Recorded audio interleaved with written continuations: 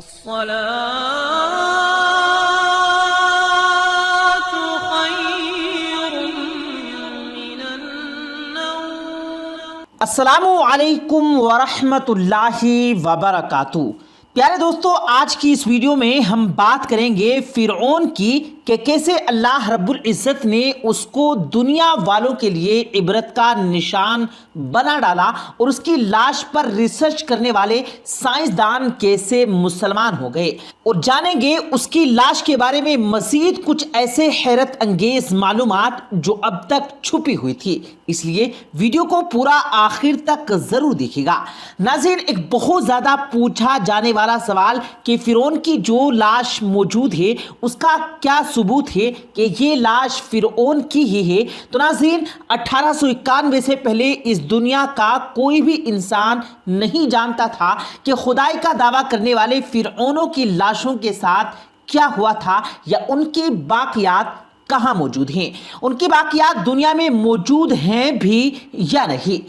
الہامی کتابوں بائبل، تورات اور قرآن پاک میں اس واقعے کا ذکر بڑی تفصیل سے ملتا تھا کہ حضرت موسیٰ علیہ السلام اور بنی اسرائیل قوم کا پیچھا کرتا ہوا فرعون پانی میں غرق ہو کر اپنی فوج سمیت مر گیا تھا، جبکہ حضرت موسیٰ علیہ السلام اور ان کی قوم کو پانی نے اللہ کے حکم سے گزرنے کا راستہ دے دیا تھا۔ اس کے بعد اس کا کیا ہوا تھا، اس بارے میں بائبل اور تورات خاموش ہیں، لیکن قرآن پاک نے اس کے انجام کے بارے میں ایک بہت ہی اچھی بات کہی گئی تھی جس کی کسی کو سمجھ نہیں تھی کہ اس کا مطلب کیا ہے۔ خود مسلمان بھی اس بات کو پڑھ کر آگے گزر جایا کرتے تھے، یہ سمجھے بغیر کہ اس بات کا اشارہ کس طرف ہے۔ سورہ یونس میں فرعون کے مرنے کے بعد اس کے انجام کو اس طرح سے فرمایا گیا تھا، بس ہم تیرے بدن کو سمندر سے نکال کر محفوظ کر لیں گے تاکہ تو بعد میں آنے والوں کے لیے عبرت بن جائے۔ یہ واقعہ آج سے 3500 سال پہلے پیش آیا تھا۔ فرعون کے ڈوب مرنے کے بعد سمندر نے اس کی لاش کو اللہ کے حکم سے باہر پھینک دیا تھا، جبکہ باقی لشکر کا کوئی نام و نشان نہیں رہا تھا۔ مصریوں میں سے کسی شخص نے ساحل پر پڑی اس کی لاش پہچان کر اہل دربار کو بتایا کہ فرعون کی لاش کو محل پہنچایا گیا۔ درباریوں نے مسالے لگا کر اسے پوری شان اور احترام کے ساتھ تابوت میں رکھ کر محفوظ کر دیا تھا۔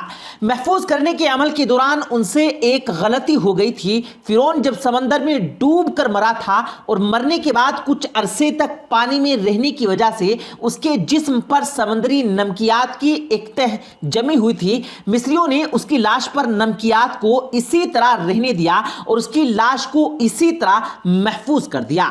وقت گزرتا رہا، زمین و آسمان نے بہت سے انقلاب دیکھے جن کی گرد کے نیچے سب کچھ دب کر رہ گیا، حتیٰ کہ فرعون کی حنوط شدہ لاشیں زمین کی تہوں میں چھپ گئی اور ان کے نام صرف کتابوں میں، ان کی تعمیرات اور لوگوں کے ذہنوں میں رہ گئی۔ اس واقعے کے 2000 سال بعد اس دنیا میں اللہ کے آخری نبی حضرت محمد مصطفیٰ صلی اللہ علیہ وآلہ وسلم تشریف لائے اور ان پر نازل ہونے والی آخری کتاب میں فرعون کے قصے بڑی تفصیل کے ساتھ بیان کیے گئے ہیں، اور اس سلسلے میں اس فرعون کا جسم محفوظ کرنے کی آیت بھی نازل ہوئی تھی جس کی سچائی پر سب اہل ایمان کا پختہ یقین تو تھا ہی، لیکن وہ سمجھنے سے قاصر تھے کہ اس خدائی کا دعویٰ کرنے والے کی لاش کہاں محفوظ کی گئی اور کیسے اسے عبرت کا نشان بنایا جائے گا۔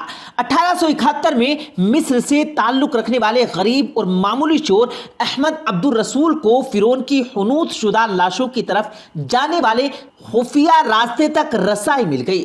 احمد عبدالرسول سونا چوری کر کے بیچا کرتا تھا۔ ایک دن وہ دریائے نیل کے کنارے کے قریب اسی سلسلے میں پھر رہا تھا جب اسے ایک خفیہ راستے کا پتہ چلا۔ وہ سونا چوری کرنے کے لیے جب زمین کھود رہا تھا تو اسی دوران اسے کچھ لوگوں نے پکڑ لیا اور پولیس کے حوالے کر دیا۔ وہ جس جگہ کو کھود رہا تھا وہاں سے ملنے والے راستے کی جانب سے مسلسل کھدائی کی گئی، پھر دوسری ممیوں کے ساتھ اسی غرق ہونے والے فرعون کی لاش بھی ملی۔ اس کے کفن پر سینے کی جگہ پر اس کا نام لکھا ہوا تھا۔ ان ممیوں کو ماہرین قاہرہ لے گئے۔ جب ان ممیوں کا تفصیل سے جائزہ لیا گیا تو فرعون کی ممی پر موجود نمکیات کی وجہ سے تصدیق ہو گئی کہ یہ وہی فرعون ہے جسے اللہ نے پانی میں غرق کر کے بدترین انجام سے ہمکنار کیا تھا۔ یہ بہت بڑا واقعہ تھا۔ اس کی تصدیق کے لیے دنیا بھر کے ماہرین آثار قدیمہ اور سائنسدان مصر کی طرف امڑ آئے تھے۔ مختلف سائنسی ٹیسٹ کرنے کے بعد دنیا بھر کے سائنسدانوں نے تصدیق کر دی کہ دوسری سب لاشوں کی نسبت صرف فرعون کی لاش پر سمندری نمک یا سمندری نمکیات موجود تھی۔ اس تصدیق کے بعد اسے فرعون کی لاش کو عجائب گھر میں محفوظ کر دیا گیا۔ 1982 میں فرعون کی ممی خراب ہونے لگی تو اس وقت کی مصری حکومت نے فرانس کی حکومت کو درخواست کی کہ فرعون کی ممی کو خراب ہونے سے بچایا جائے، نیز جدید سائنسی علاج سے اس کی موت کی وجہ معلوم کی جائے۔ چنانچہ مصری اور فرانسیسی حکومت نے مل کر ممی کو فرانس لے جانے کا انتظام کیا۔ جب فرعون کی لاش کو فرانس پہنچایا گیا تو پھر اس دور کے فرانسیسی صدر بذات خود حکومت کے اعلیٰ عہدیداروں اور فوج کے افسران کے ساتھ استقبال کے لیے موجود تھے۔ فرعون کی لاش کا استقبال کسی زندہ بادشاہ کی طرح کیا گیا۔ فوجی دستوں نے سلامی پیش کی۔ فرعون کی ممی کو ماہر ڈاکٹروں کی ٹیم کے حوالے کر دیا گیا۔ اس ٹیم کے سربراہ ڈاکٹر مورس بوکائے کر رہے تھے۔ مائکروسکوپ ٹیسٹوں کے ذریعے ممی کے تمام اعضاء کا باریک بینی سے جائزہ لیا گیا تو معلوم ہوا کہ اس کی لاش اور جسم میں سمندری ذرات ابھی تک موجود ہیں اور موت کی وجہ بھی پانی میں ڈوبنے کی وجہ سے ہوئی۔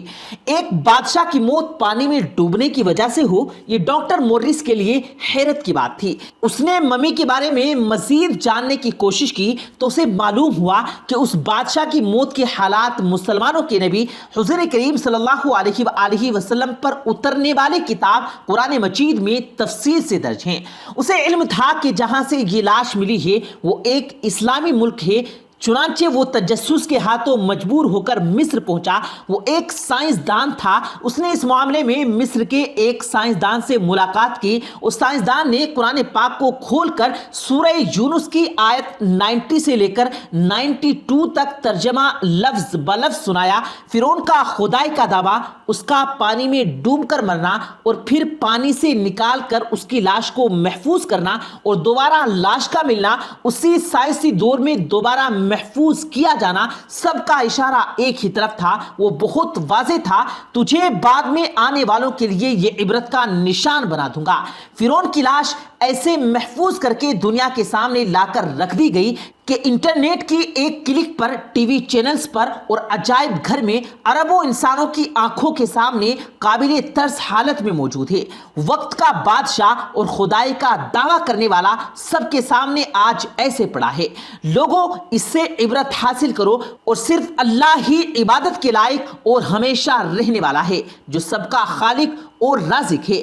ڈاکٹر مورس نے ان آیات کا ترجمہ سنا تو اسی وقت پکار اٹھا، اللہ سچا ہے اور قرآن سچا ہے اور اللہ کے نبی حضور صلی اللہ علیہ وآلہ وسلم سچے ہیں، اور پھر کلمہ پڑھا اور ڈاکٹر مورس بوکائے مسلمان ہو گیا۔ پیارے دوستو، اللہ تبارک و تعالیٰ سے دعا ہے اللہ پاک ہم سب کو راہ مستقیم پر چلنے کی توفیق دے، آمین ثم آمین۔ پیارے دوستو، امید کرتے ہیں آپ کو آج کی ہماری یہ ویڈیو ضرور پسند آئی ہوگی۔ اگر آپ کو یہ ویڈیو پسند آیا ہو تو اس ویڈیو کو دل سے لائک کریں اور زیادہ سے زیادہ لوگوں تک اس ویڈیو کو ثواب کی نیت سے شیئر کریں، اور اس ویڈیو کے بارے میں آپ کی کیا رائے ہے کمنٹ سیکشن میں اپنی رائے کا اظہار ضرور دیں، اور مزید اسی طرح کی روز کی ویڈیو پانے کے لیے ہمارے چینل کو ضرور سبسکرائب کریں۔ ملتے ہیں پھر ایک نئی ویڈیو کے ساتھ، تب تک کے لیے اللہ حافظ۔